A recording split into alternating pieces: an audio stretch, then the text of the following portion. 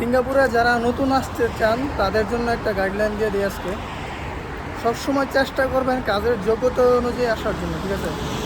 দেশ থেকে আগে কাজ শিখবেন, ওই হেল্পার হিসেবে আসবেন, মনে করেন বেশি টাকা স্যালারি পাবেন না।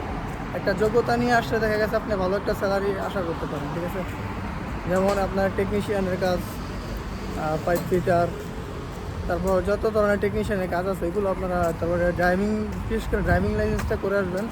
এখানে এসে যদি ড্রাইভিংটা করতে পারেন তাহলে আপনার জন্য মনে করেন আপনার লাইফটাই সেফ, ঠিক আছে?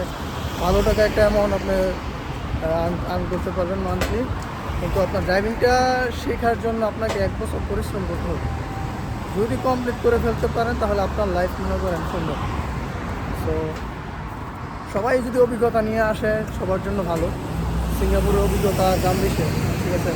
পাশাপাশি কিছু সার্টিফিকেট অর্জন করতে হয়, টাকা খরচ করতে হয়। সিঙ্গাপুর এখানে মনে করেন একটা ড্রাইভিং লাইসেন্স বের করতে হলে $3500 থেকে $4000 খরচ করতে হয়। তারপর আপনার 1 বছর সময় দিতে হয়। অনেকে 6 মাসে করতে পারে, কিন্তু 1 বছর সময় লাগে ম্যাক্সিমাম। যদি আপনি মনে করেন আগে ড্রাইভিং করে থাকেন তাহলে আপনি সহজে করতে পারবেন, এটা একটা প্লাস পয়েন্ট। তাই বাংলাদেশ থেকে মনে করেন আপনারা চেষ্টা করবেন সবসময় যেন ড্রাইভিং লাইসেন্সটা করতে পারেন। করে আসলে একটু ইজি হয়ে যায় আর কি আপনার জন্য। সো ট্রাই করবেন।